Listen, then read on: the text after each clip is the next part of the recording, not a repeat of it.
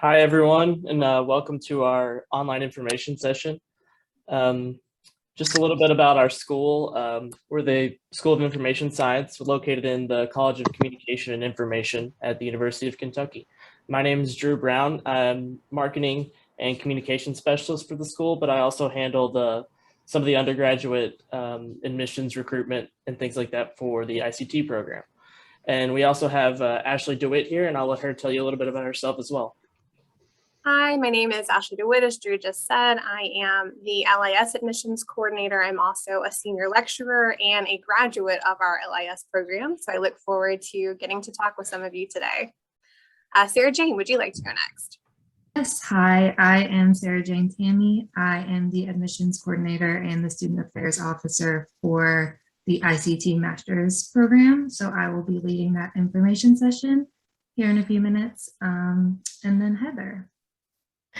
Hi, everyone. Thank you, Sarah Jane. I'm Heather Burke. I'm the Student Affairs Officer for the school. And so I work with all of our schedule building and students from multiple degree programs. Specifically, I work with coordinating, advising for the library science master's program. And I'm also a graduate of that program as well. So I'll be popping into that session. And thank you all for coming. We also have our amazing IT specialist, Evan, with us, if he would like to introduce himself. Hey everybody, I'm Evan. I'm just the IT specialist here at SIS. Kind of working on getting everything organized right now, but I'll be in the main room if you guys need me, and feel free to ask any questions. To help Evan out, be sure and have your first and last name as your Zoom name. Sometimes if you join with a different account or something, it'll get messed up, but that'll help him put you in the correct breakout room for us.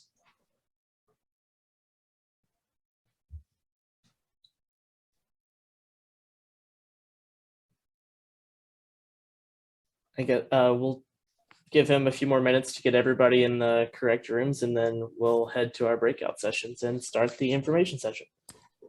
I will ask, we have 4 people here that I don't see on the sign-up session, so I'll just ask you which breakout room you would like to be put into. Connor, do you know if you would like to be in Bachelor's ICT, ICT Masters, or LIS? The Masters. The ICT or LIS Masters? The ICT Masters, sorry. Sure. And then Ethan Smith. I'm hoping to be in the MLIS room. You got it. Thank you. Tabitha Johnson. LIS, please. Yep. And Zoe Blackwell. MLIS, please. Sure. And that looks like everybody for now. Anybody that joins the main room, I will assign them to their breakout rooms. Or actually, Cassie Kennedy, do you have one, a preference? A preference for what? Which breakout room? Either the Bachelor's in ICT, ICT Masters, or LIS Masters? Can you let me know what the LIS is? Library science. Oh, yes, please, that one. Thank you. Sure. Are we ready to go into breakout rooms? I think so. All right, I'll open those up, and I'll make a few announcements to everybody on, you can leave the breakout rooms from there. Nobody needs to come back to the main room. So once your meeting is over, that'll be the end. All right.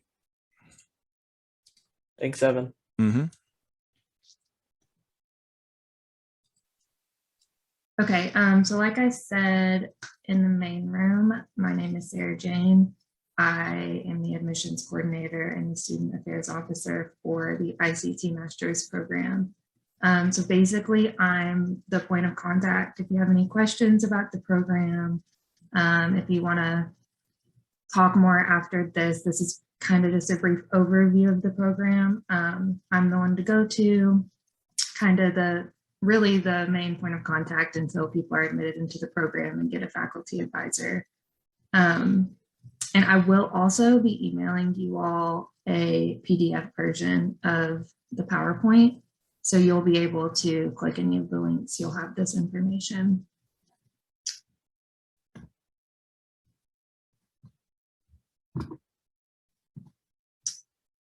So a few quick overview pointers.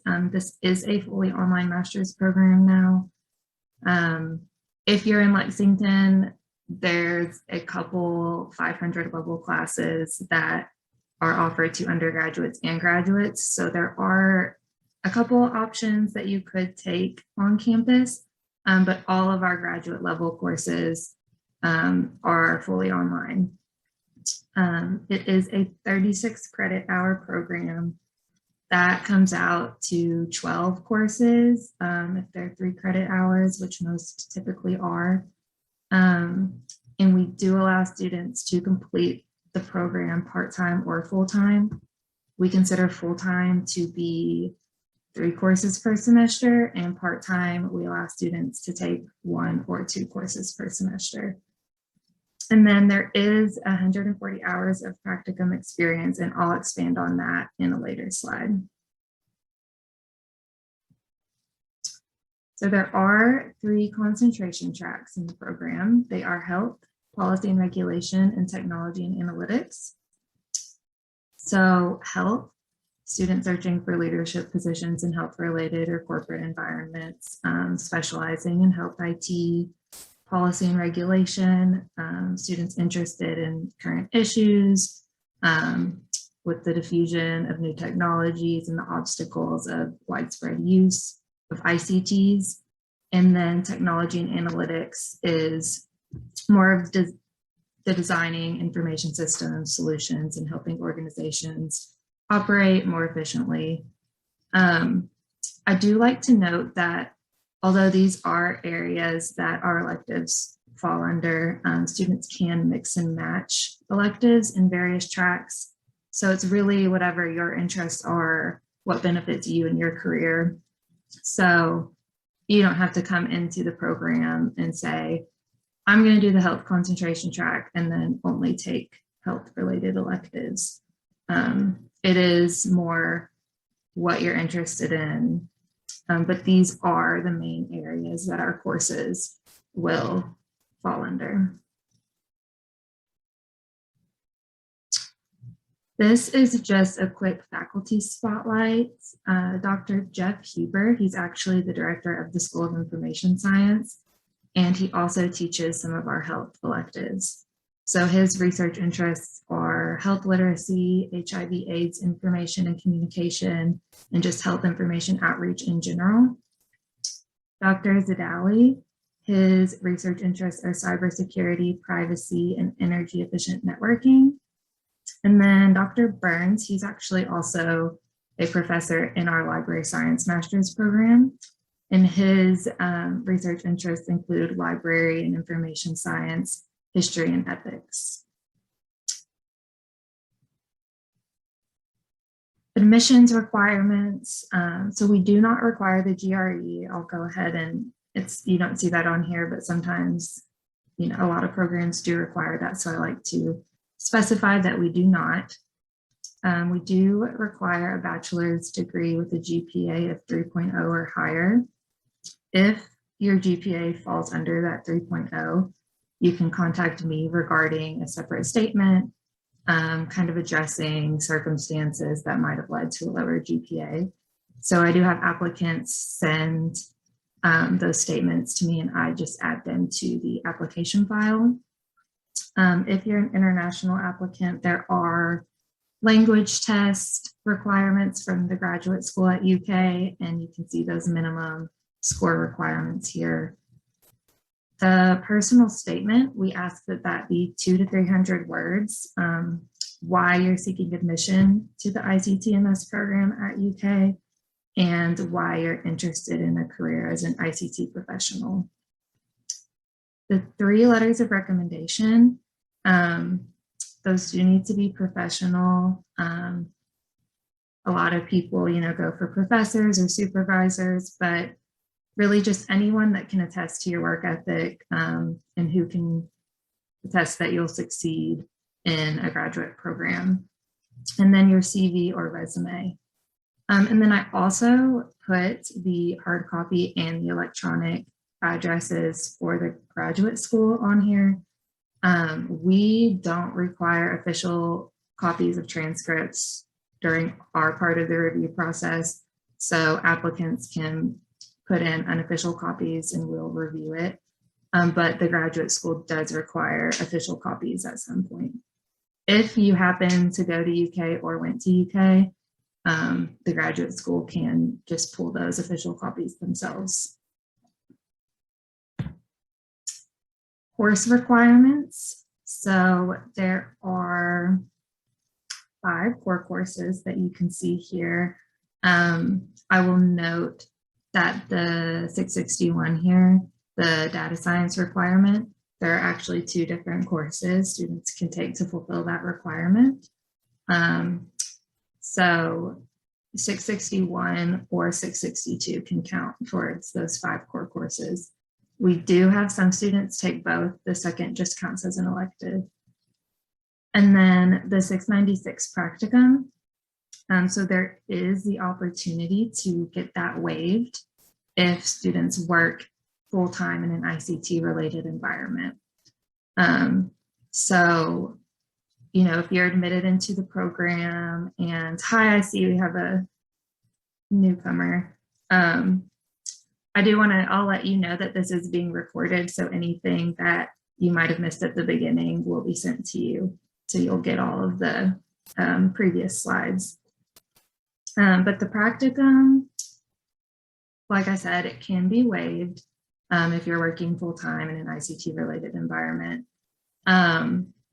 We also have students that use their current job as the placement site if there's an opportunity to do so. So there are some options with that, but it is one of our requirements for the program. So if you do get that waived, you would just take an extra elective to make up for those 3 credit hours. This is not an exhaustive list of elective courses. We do have a lot of special topics courses offered every semester. So we usually have new courses, new electives offered every semester. But this is a list of our more regular offerings. And then the exit requirement. So at the end of the program, during students' final semesters, there is an exit requirement, and that is completed in addition to coursework during the final semester. It is a written paper and a visual presentation that students work with their faculty advisor on.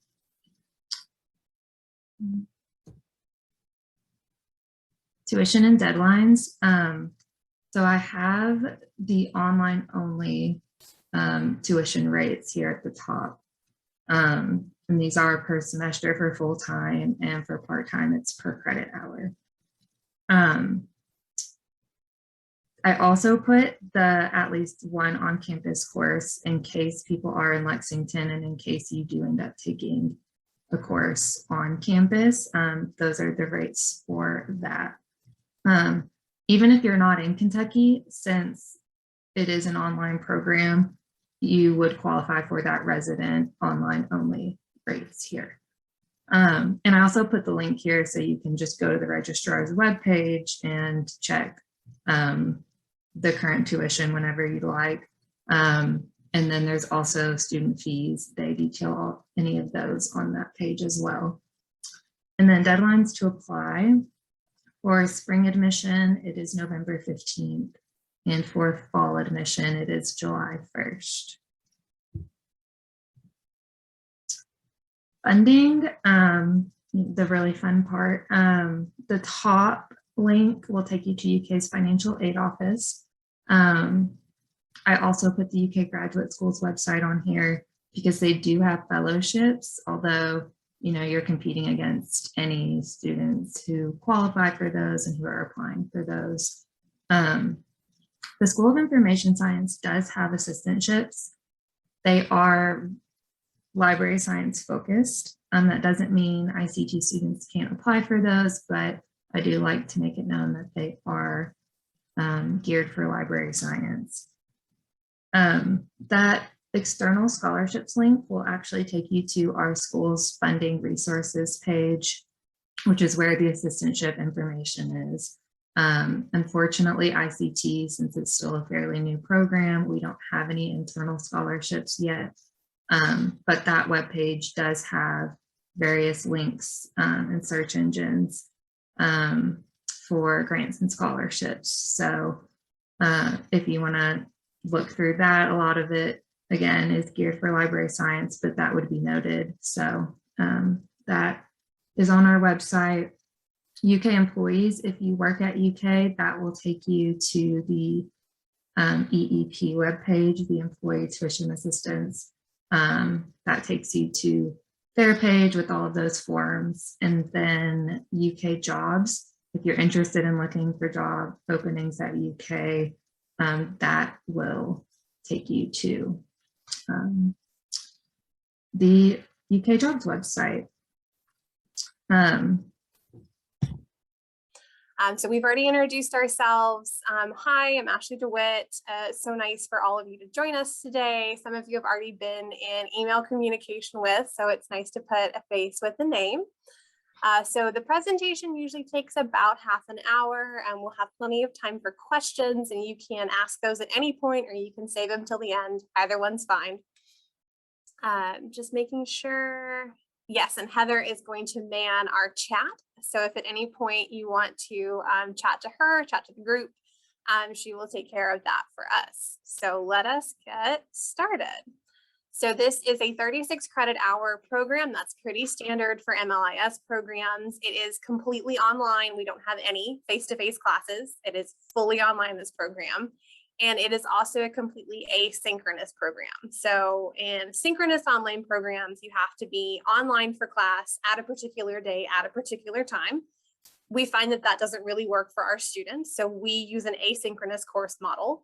The classes still follow the regular semester schedule, right? So they start and end with all the other classes, but most of them then run on a weekly or a bi-weekly schedule. So your instructor may say, our week opens on a Monday and it closes on Sunday, and I want you to complete these tasks this week.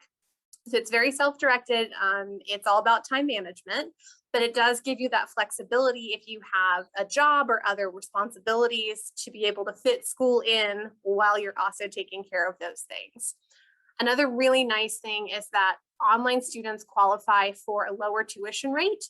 So basically you're paying the in-state rate, actually a little bit less than the in-state rate, because that's how UK bills tuition. And we'll actually get to that rate a little later in the presentation. But that's a really nice thing that makes this program very affordable, whether you're in Kentucky or outside of it. So we have about 300 students currently enrolled, meaning that we're not one of the biggest programs and not one of the smallest. We're sort of right in the middle, but we are one of the oldest. We started teaching library science classes over 100 years ago here, and we have over 30 years of experience in distance education. We've got 10 full-time faculty with us, and we were ranked well in US News and World Report. 17th overall for the program, 3rd for health information, 11th for school library media, and 12th for services for children and youth. So if you have an interest in any of those areas, this is a good program to be in. So let's talk a little bit about academics. I mentioned some of the concentrations that we had already, but we have what you would expect, things like academic libraries, public libraries, but we also have health information, which I already mentioned, youth services and literature, information technology and systems for those of you that are more interested in the backside of our field, how we make everything run. Ethan, I know that's you. And then also generalists. So if you have varied interests, or if you're just not, you don't really want to commit to anything, that's a great way to really tailor the program to all the different areas that you're interested in. And I'm going to pause for a second because that was a lot of information. Does anyone have any questions so far?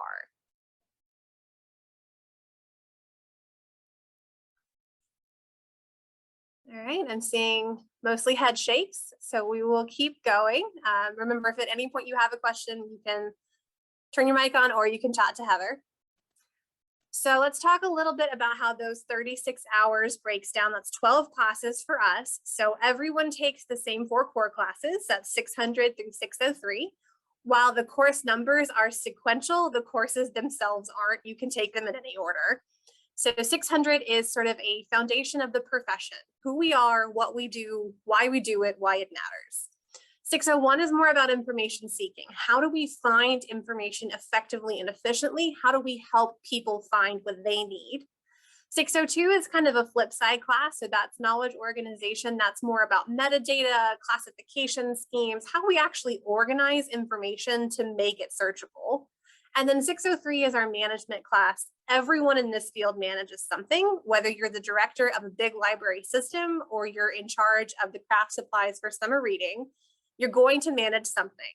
So we make sure all of our students have a class in management so that when you join the profession, or if you're already in the profession, as you make your way through the ranks, you have a good foundation on which to build as you take on those leadership responsibilities.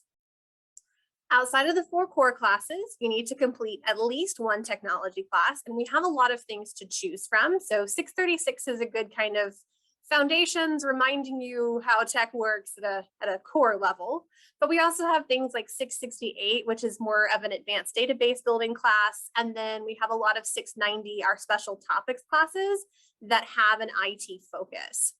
I would encourage you to take as many technology classes as you're interested in. Our field is very responsive to technology. What we do and how we do it is so technologically dependent that the more facility that you have with technology, the easier it's going to be for you to adapt in this field. Outside of the technology class, we have 7 electives, and you can pick anything in our catalog, including our 672 practicum class, where you can get course credit for doing an internship, and we would love for you to be paid. So if you can get a paid internship, that's great, and we fully support that. And there's also a 695, which is our independent study class. So if there's something that you're really interested in learning about and we just don't have a full course on it, you can design your own class under the supervision of one of our full-time faculty and actually do a whole course of study yourself. I did this when I was in the program. It was really useful for me, but it's something that we allow you to do after you've done about 18 hours, about half of your coursework, so that you've got a good foundation before you start on this independent work. Is anyone, well, before I jump to that, so I mentioned elective options. This is not an exhaustive list, but it does give you an idea of some of the things that we have on offer, things like youth literature for a diverse society. Of course, we have a class on public libraries, we have a class on academic libraries, some things that you might not have thought about, digital libraries, we've got a course on that. We've got some data science classes. And then I mentioned our special topics classes are 690s, and those topics vary. So things like adult services, electronic resource management, informal learning, and information organizations, they tend to change from year to year. Some of them repeat, but we often get new ones. So it's definitely worth your time to look at the course catalog and see what's available for those coming semesters. Is anyone here interested in becoming a school librarian? So working in a public school K through 12.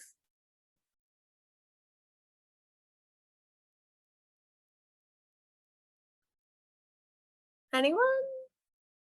I'm going to go through the next slide briefly. So our school library students, in case anyone's wondering about this, are often practicing teachers. You do have to have your teaching certification already to become a school librarian in Kentucky. So those students have a slightly different course plan. You'll see they have the same 4 core courses, but then they have some specialization courses that they have to take in order to fulfill those requirements for the Education Standards Board. So they have those 4 specialization courses, and then they choose 2 literature courses and 2 technology courses. Just like any other librarian, what they do is dependent on technology as well. Does anybody have any questions about the information we just covered? You guys are making this so easy for me. So let's talk about a really unique student opportunity that we have in this program. It's called Alternative Spring Break. So we started this in 2011 and we've done it every year since. Even in the midst of this pandemic, we've made it work. So what normally happens is that our students go to Washington, D.C. and Bethesda, Maryland, and they intern at places like Smithsonian Libraries and the National Library of Medicine. So you spend your spring break, which is usually the 2nd or 3rd week of March in our academic calendar, physically at these institutions working on projects. Sometimes the projects continue from year to year to year. So you'll pick up where the students from the previous year left off. And then sometimes we get really unique projects that they need to work on. So for instance, we had a group of students at National Library of Medicine a few years ago that were working on a historic card catalog project. They had an old card catalog and they were working in that material. We've had students at Smithsonian libraries working with their advancement team on philanthropy. We've also had students working with their education librarian working on front-facing things that people still use. So the projects really do range quite a lot. And even if you don't have a background in health information, there are often projects at National Library of Medicine that are open to any student regardless of their background. So don't feel like, oh, well, I don't really have a background or an interest in health, so I can't intern there. We have students every year that's their first exposure to that side of the information system. I'll also mention that the school typically provides $1,000 of scholarship money to the students who are selected to help offset the cost. Since this is an online program, people are traveling from all over the place to do this. And it is competitive. So usually we have between 8 to 10 spots available. Sometimes we have over 40 applicants. So it is a competitive process. But if you're going to be in the program for multiple years, you can apply each year that you'll be in the program. Does anybody have any questions about alternative spring break? Does the alternative spring break serve as course credit, or is it just an additional opportunity? It's just additional because it is limited to that single week. So you haven't quite fulfilled the requirements for a course yet, Okay. but it is valuable working experience. No, that sounds incredible. Yeah. Heather and I did this literally the same year when we were in the program. And it was, I think for me personally, one of the most meaningful things I did. Any other questions? Hey, Ashley, my name's Abigail. For someone who would possibly be coming in during the spring semester, would there still be an opportunity to apply for this, or would this be something the following year? The following year, because we'll actually open the applications for this for current students in probably the next 6 or so weeks. So you'll have to have been a student for the fall semester right now to be eligible to participate in the spring. So you would be looking at the 2023 program, Abigail. Thank you. You're very welcome. Other questions? Okay, so tuition and financial aid, always important. This is a master's program. You are devoting a lot of time and energy and resources to this. So as I mentioned earlier, online students at UK pay kind of a special rate that's actually a little lower than in-state. You can see it here. So online only students, whether you're in Kentucky or outside of it, that full-time rate is $6,291 per semester. Or per credit hour, it's about $700.50. It's about $2,100 a class. So you can kind of work that math. Sorry, I'm not used to talking quite this much at once anymore. So we only put the non-resident rate up there just to give you a comparison point. No one in this program will pay that rate, but just as something to keep in the back of your mind. The system at UK for financial aid awards is not the smartest thing in the world. So it always bases things on residents because it doesn't understand that online only students are a thing. So when you look at your potential aid award or potential cost, often it will show that non-resident rate. And it obviously, and with good reason, concerns our students every year. Don't worry, you are being charged the online only rate. So don't panic if you see that after admission. It's just the system hasn't quite caught up with reality yet. So I know a lot of you are in hoping to apply for the spring, and that's great. We still have admissions open through November 15th of this year. So we need to have your full application and all your letters of recommendation. And at that point, ideally, if your recommendation providers do need a little more time past the 15th, that's okay. But we need everything in by December 1 for them. So we understand that you can meet deadlines and recommendation providers sometimes aren't as great about that. So I can send reminders, you can send reminders, and I'll work with you to make sure we get everything in. If you're looking ahead, the deadline for summer 2022 will be March 15th. And for fall 2022, that's July the 1st. Those dates stay the same every year. So if something changes in your plans and you actually need to delay till 2023, It'll still be those dates just for next year. Any questions about this information? Ashley, would you like to talk a little bit about anyone who is looking to apply early for fall for scholarship or assistantship reasons? Yes, and I am. That's the next slide. So there are funding and scholarship opportunities. There are fellowships at UK. I will say this is the most competitive source of funding simply because you're competing against all of the other graduate students, and there's about 8,000 of them at this institution.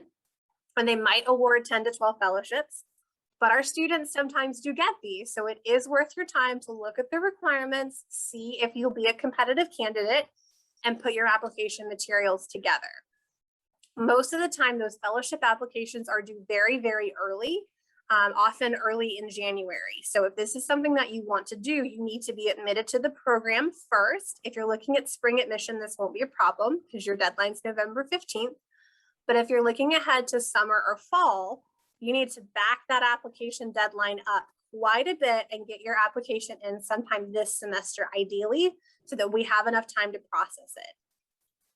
If you're looking at an on-campus assistantship, and often we do have these, you would work here in Lexington, so it is something that you have to be located here or near here to do. But you work 20 hours a week in an on-campus library, August to August, and that pays for your summer or your fall and your spring tuition, a stipend, and your health insurance. Those applications are due March the 1st. So if you're looking at getting an assistantship, I would tell you apply for the program February 1st at the latest, so that we have enough time to process your application. And the last form of kind of internal funding is the school-sponsored scholarships. That application deadline is June 15th. We award those fall semester only because the other scholarship funds go to help the students for alternative spring break. So that's where the spring money goes. In that case, again, if you're applying for fall semester, you'll need to back your application up a little. I would suggest mid-May, having your application in so that your application is complete by the time that scholarship deadline comes. We usually award the scholarships middle of July at the latest, so that you know going into fall semester if you've received any scholarship money. They're modest, usually between about $750 to $1,500, but every little bit helps. Where you have opportunities for larger funding amounts are external to the institution. So as you would expect, the American Library Association is a huge supporter of students in this field. So their application generally opens late September, early October, and closes on March 1st. Most of the time, their awards are for the academic year. So there's not really a whole lot of funding for spring only, but it's always worth looking. Beta Phi Mu has traditionally done scholarships. I know they've had some funding issues. So I think for this coming academic year, they're only doing their dissertation scholarship, but make sure you check their website as well. There's also state library associations. So Kentucky Library Association, if you are a student in our program, even if you're not in Kentucky, you can apply for those scholarships. And likewise, for your state library association, most of the time, the requirement is that you're in an ALA accredited program. So as long as you're a resident of your state, and obviously you are because you live there, see if they have that same rule, and you may be able to apply that funding to our program. So it's worth looking at all of those resources. There's also regional ones. So Southeastern Library Association, any of you that are in Georgia, Tennessee, Kentucky, we belong to SELA. SELA has a scholarship, and there's other regional associations as well. So cast your nets wide, do this research now. Like I said, a lot of times spring funding is a lot harder to come by. Most things run either fall only or for the academic year, but that just means that you have a lot of time to do research and to see where your best options are. We hear anecdotally every year that scholarship money goes unawarded because no one applies, because everybody thinks, oh, I don't have a shot. Somebody else will be way more qualified than I am. But if everybody thinks that way, then no one applies. So whatever you're qualified for, whatever you think you might be a competitive candidate for, it is worth putting those applications in. Pro tip, a lot of them do require separate letters of recommendation from your application. So check those requirements early so that you're not trying to get those recommendation letters in at the last minute. You want to give people plenty of time to write a glowing report of how wonderful you are so that you can get that scholarship money. Any questions about this information? I had two questions. Go ahead, One, Ethan. thank you. For fellowships, are there hour requirements? Like, do you have to be taking 9 hours per semester to be eligible? Okay. Often for fellowships and assistantships both, they require a full-time course load. Our internal scholarships do not. You can take one class a semester and still qualify for a scholarship. Excellent. And for the scholarships, I know you said they were awarded in the fall. Mhm. If we apply in the summer, will we be considered for scholarships in the fall, or would we need to reapply?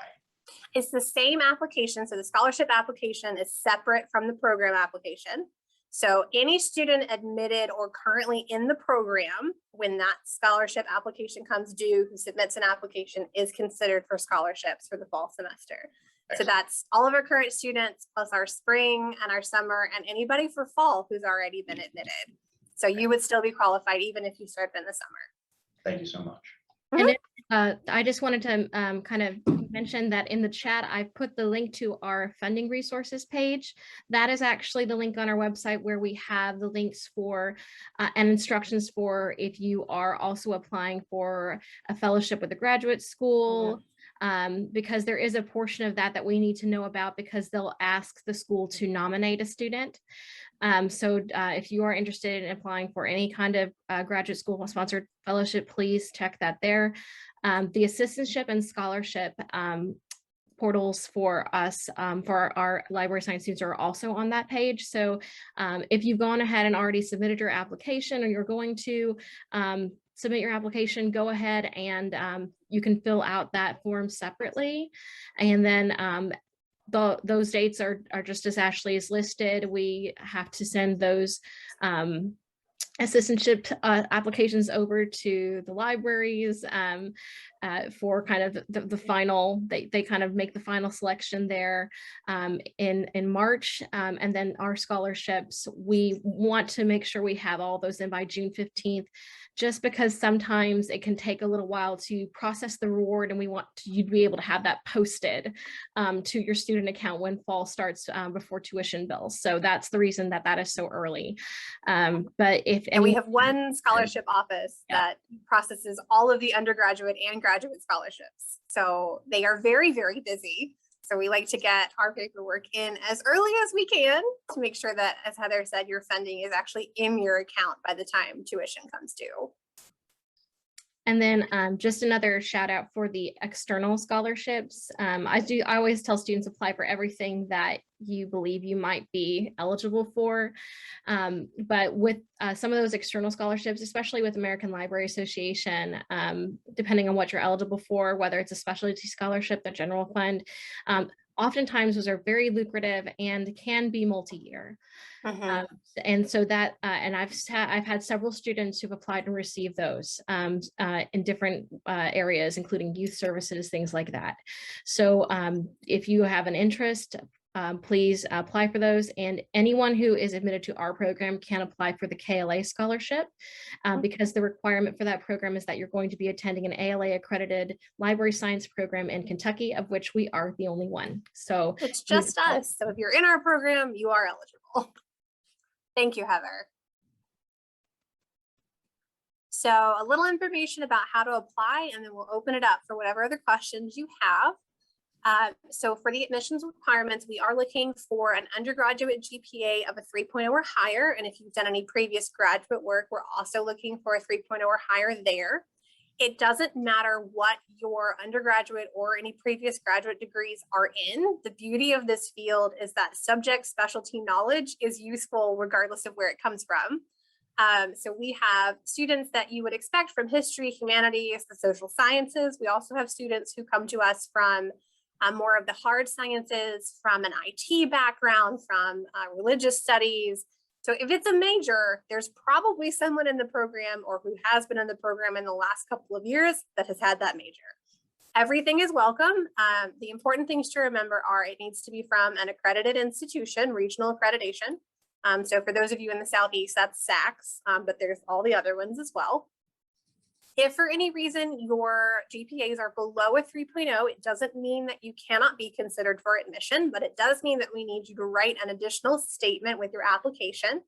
So in that statement, you basically explain, these are the circumstances that contributed to that GPA, and this is why I now feel prepared to be a successful graduate student.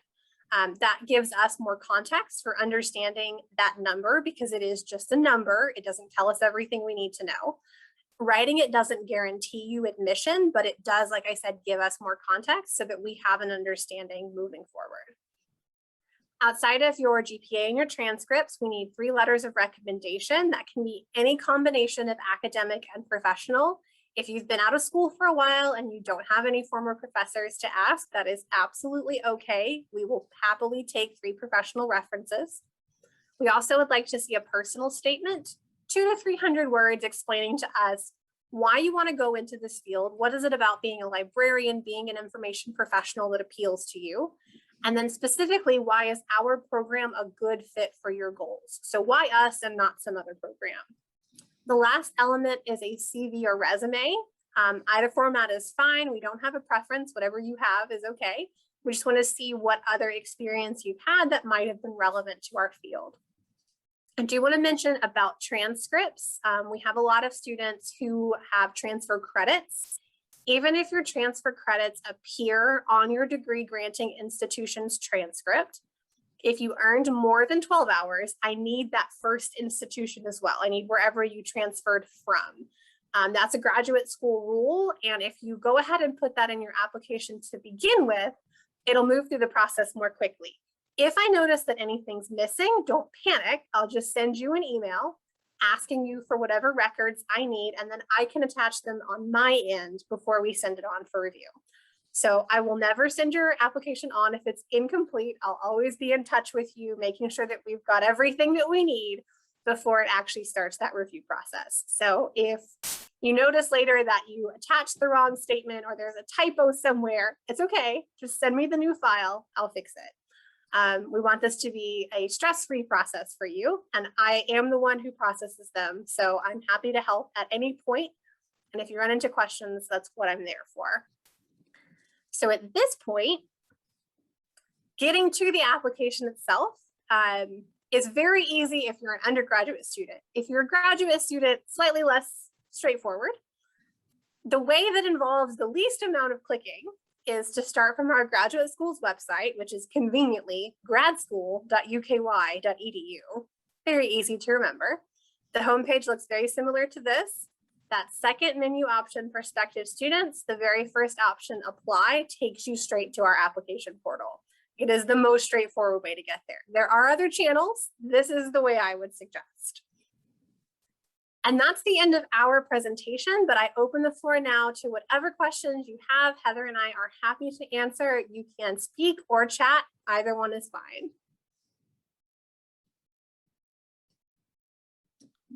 Hello, Ashley. Oh, sorry. Go ahead. No, I've been doing plenty of talking, please. Okay. As someone who's particularly interested in health librarianship, I'm currently in Cincinnati, so not too far. And I've been in contact with a lot of the medical libraries up in Cincinnati. But for additional resources, just for shadowing, volunteering opportunities, are there any resources you could provide from UK just to help me just get a better understanding before I officially make those final steps with the application? The people I've contacted are super helpful, but if perhaps if there's any additional associations I could contact just to really get my feet wet just before cementing this decision.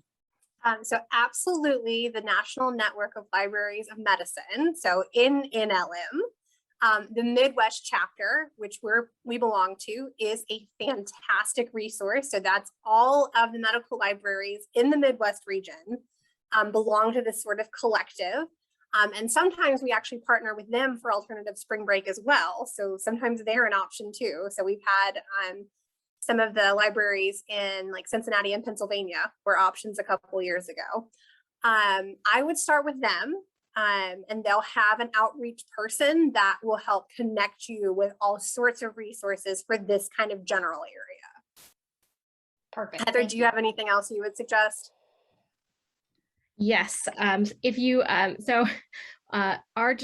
current director, Dr. Jeff Huber, his specialty area is health sciences librarianship. That is his big focus. He has published numerous textbooks and official documents and articles and peer-reviewed journals, and edited major journals on that as well. And he knows a lot of people, and it would be a fantastic resource. I also, I'm also thinking that we do have an alumnus who is currently, I believe, at Harvard Medical, so they may be someone we could put you in touch with if you have questions as well, because I think they also I think they have also taught our academic libraries class in the past as well. And the other thing I would strongly urge anybody who has an interest in that particular field of library science would be to think about post-grad opportunities while you're in grad school, even before you're in grad school. There's the National Library of Medicine has an associate fellowship program. We've had multiple students who have gone on to do that, and it is a very, very prestigious opportunity. So if you're interested in different postgrad opportunities, I would certainly look into the Associate Fellows program. We often will receive those calls for applications and send those out over our email list. Anytime I get information from a potential employer about hiring, or they're looking for a student in that area, I will share those opportunities. But if I do know we have a kind of a group of students in the program who are very particularly interested in that, I'll always let them know first. So those are all different things you can do in addition to contacting professional organizations. I do think that Dr. Huber would be an excellent resource. But I will, if it's all right with you, Abigail, feel free to shoot me an email, and maybe I can get you in touch with that alumnus that I'm thinking of. Actually, we have a couple, and I think they've both been, or at least one has been, an associate fellow with NLM as well. So they have a lot of great experience, and they've been through the program already. And I think that they would be more than happy to talk with you if you have more questions. Definitely. Thank you so much. And then just a quick technical question regarding transcripts, actually. As a previous UK graduate student, would I have to submit a formal transcript or informal? Okay, perfect. Yeah, your unofficial student transcript is absolutely fine. Anyone who has been a UK student, they won't ask you to send an official transcript because they can just get the official one themselves. So just grab your unofficial student transcript. And if for any reason you have trouble accessing that, if your account has lapsed or whatever, just send me an email and ask me to pull it for you. I do need that permission in writing, but I'm happy to do that for you. Okay. Thank you. You're welcome. Ethan, you had a question, right? Yes, I had two. For transcripts, do you need every transcript? Like, say, if I just took 2 one-off anatomy and physiology classes at BCTC, is it just for the degrees that I've received or am currently pursuing? Okay. And the trigger point is 12 hours or more. So if you earned 12 hours at an institution that were then later applied to a degree, I need that transcript. But if you've got like a single class here and a single class there, I don't need those. No, there was a brief period where I thought I was going to go back to school to become an imaging technologist, but that's behind me. I also had I know you had mentioned spring breaks, and I know that full time you're running 3 semesters a year. Are there any like week-long breaks in between semester? I was talking to my spouse about this and talking about the semester schedule, and she was like, "When are you going to take me on vacation?" So I just that was something that was requested by my spouse to ask. Yes, there are breaks between semesters. So fall semester typically starts mid-August and runs to mid-December. And then there's usually about a 3-week winter break before spring semester starts mid to early January, usually around the 9th or the 10th. The schedule for everyone last year was a little weird, but usually around the 9th or 10th of January. That typically runs through the first week of May, it's finals week. And then all of our students have about a 4-week break until our summer classes start. The summer semester itself begins immediately following spring semester. We only offer library science classes in the last 8 weeks of the summer term. So that's usually the first week of June around the 7th or 8th. And then those run to about the first week of August. So even between our summer term and the fall term, there's usually at least a 2-week break there. So there are multiple breaks throughout the year. She'll be happy to do that. My other question was, I found some information on this in the FAQs, but if for say for paternity or maternity leave, how big of a deal is it to take a semester off or have? It's not a big deal at all. We have a formal process called leave of absence. And so at this point, you can request up to a year, but we do it a semester at a time. So if you needed to be out for spring semester, we would put the request in before spring semester starts. It's very important.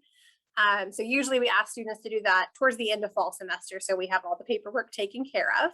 And then if spring semester ends and you think, actually, you know what, I need to sit out the fall semester as well, we do a second leave of absence request, fall semester gets approved.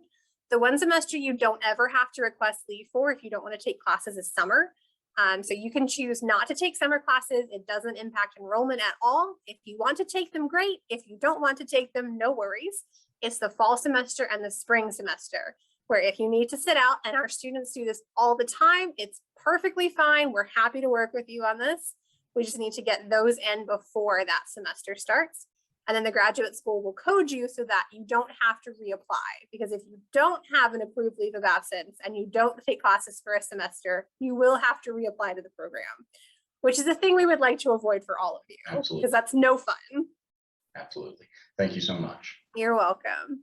Ashley, I had a couple different questions in the chat about kind of specialization areas in terms of finding professional mentorship, professional organizations. And particularly we talked about medical. I've also got some questions about law librarianship, legal libraries. And I was wondering if you could speak just a little bit about, in your experience, what some other resources are for me. I always would point students who are interested in those kind of more specialization area libraries to the Special Libraries Association and the Kentucky Special Libraries Association here in Kentucky. SLA has branches all over. So if wherever you are, Special Libraries Association will have a branch there. And then within special libraries, there's also specific divisions working with legal, medical, in addition to environmental. Standalone libraries as well. So that would be my recommendation. My other recommendation for anybody who is interested in going into more of the academic libraries with a look into things like special collections, if you're interested in that type of thing, just know that it's very important to be involved with organizations like Society of American Archivists, and that because there's not a particular track in our degree program for archives, we have different archives related like electives, that if you're really interested in something in particular, that practicum opportunity and the independent study are going to be really useful to you. I would strongly urge anybody who's interested in going into archives to, and if you've never worked in an or any field really in library science, if you've never worked in there specifically, to, if you can, do that 672 practicum, get coursework for an internship opportunity. I'm the person who coordinates the 672 practicum, so there's a process by which you can go about getting credit. There's a contract. So if you have questions about that, we don't have many restrictions on that except for how many hours it has to be, and that it can't already be your full-time job. If you're already a library director, you can't get credit for being a library director. It needs to be experiential. But that course is very helpful, especially if this is new to you, or maybe you have limited experiences actually working in a library and information center. So if you have questions about doing the practicum, things like that, you can let me know. For practicums and independent studies, as Ashley mentioned, that's going to be something you do after you finish your core courses. And then the other thing I wanted to mention with the IT classes is that if you already have a lot of experience coming in, I would recommend letting me know. You'll fill out a little course form as a new student so that we can help register you for your first semester classes.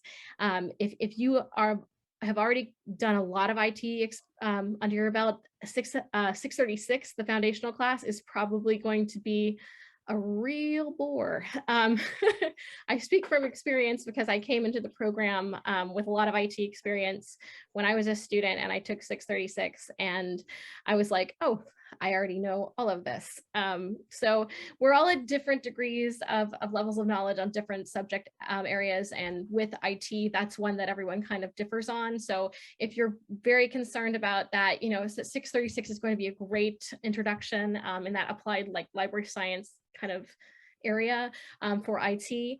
If you have experience in IT and you need to want to start your first semester maybe with something a little bit higher up, you're probably going to need an override from me. And I'm more than happy to get in touch with the professor, kind of let them know your situation and get that override for you. So you could jump right into, say, data visualization and all of that, if that is something that you're interested in. You should take as many IT classes as interest you. In a lot of places, the librarian has really become sort of the jack of all trades in that particular place. So it's helpful to have that particular skill set in case it's called upon. And with our concentration areas, with the exception of the school librarian program, you really can mix and match electives. You don't have to silo yourself. We have lots of students who kind of change paths even partway through the program because they get professional opportunities and then they want to move in that direction. This is a professional master's program, so everything that you're doing is really going to be geared toward what your career aspirations are. So if you ever have questions about registration, about taking classes, or anything in the catalog, let Ashley or I know. We are more than happy to help. We're always here for you, and we've heard every question pretty much. So it'll be very hard to surprise us. But if we don't know the answer, we will find out who does and get you all sorted out. We want to be respectful of your time. I know we're running at about 48 minutes at this point. So we are here for any other questions that you have. We're not rushing you out the door. But we do want to say thank you so much for joining us. I hope this has been helpful for you, that you feel like you've got a good understanding of the program and you've had your questions answered. If you have had your questions answered, you can leave straight from here. You don't need to go back to the main room. But if anybody has any other questions, let me know. And Ben, I know you asked about when will we hear back about applications? So the graduate school did pause processing spring applications for a couple of weeks to get fall finalized, which is why we've had a bit of a delay, but they have picked back up with that again. So I expect within the next 10 or 15 business days that your decision will be back to you. So I'm sorry for that delay. Sometimes we have that, sometimes we don't, just depends on the year. No worries, thank you. You're welcome. Oh, I did have one more question, sorry. Go ahead, Ben. Also, sorry about, apologies about the camera and any background noise of the fan. It's very warm right now here in Tennessee, but I just had a question about, for the application process, about work experience versus like GPA and how that's weighted. I know we can't get into much about that, but I was just curious on how, say, like for example, in a case where someone has, didn't really have the best GPA coming out of college, but they've had a lot of years in like library, working in like public library. And Yeah, so in wanting to have that it right case, there. the experience really does help make the case for the applicant. So depending on the GPA, sometimes it's solely a program decision and sometimes the graduate school has to be involved as well. So for students that have those years of work experience, we certainly put that into consideration with that GPA. So we understand that, especially for people that are coming from completely different fields, you've had a life shift, right? And so we don't want that GPA to be the final deciding factor. So in that case, we do look very closely at the work experience. So it's about finding balance between that requirement and then your actual circumstances. So yes, Ben, we do take that work experience into account, definitely, as we're making those decisions.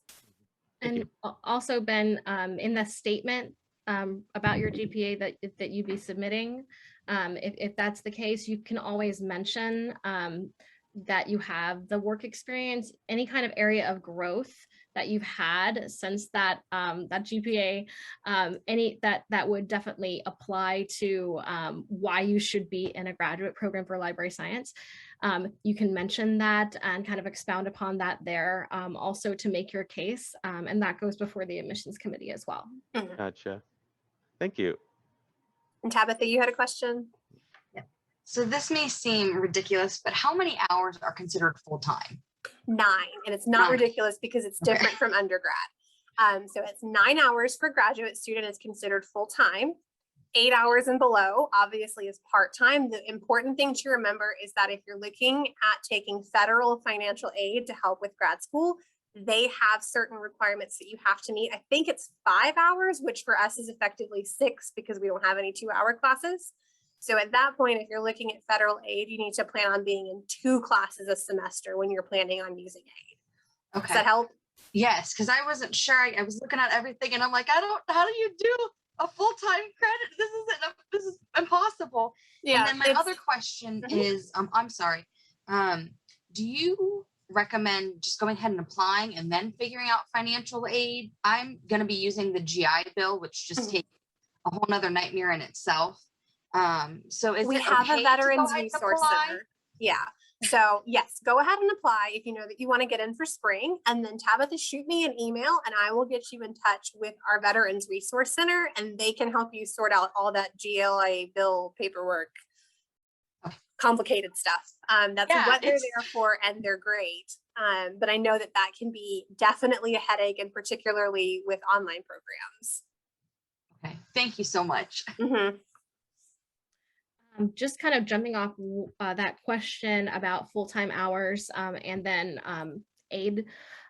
Sometimes also students will have some sort of documentation that they need signed for a loan financer, letting them, or even an employer, anything where you need to get verification from us that you are going to be enrolled in X number of credit hours, so that something needs to happen, whether it's your student loan payments being deferred for whatever reason. You can contact me for that, and I can help with signing those. We also, I'll occasionally have students that need to send documentation. So if you ever need to send something to like an employer or a loan financer, just give me a good heads up, and we should be able to do that. A bigger heads up if it needs to go physical mail. But if it can go electronic, we can do that too. But that's something that I do fairly often. So anytime you have something that is paperwork that needs to come from the school to someone outside, just let me know and we'll get it done. Any other questions?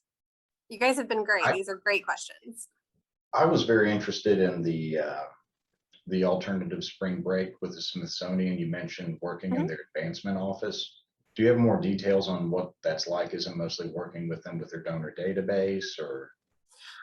So our students that that participate in alternative spring break do reflections at the end, and we post all of those on the website. Okay. So if you'll send me an email, Ethan, I'll direct you to that webpage and you can read through what everyone's done. And that'll give you a sense of what those projects have been like. And they can change from year to year. So one student working in advancement may do one thing and the next year they may do something else. But they've been a great partner for us. So we're always happy to work with them. Any other final questions before we bid you guys goodbye for today? Thank you for spending so much time with us. I hope this was helpful and I hope you have a great rest of the week. Thank you. You too. Thank you. So welcome. Bye, everybody.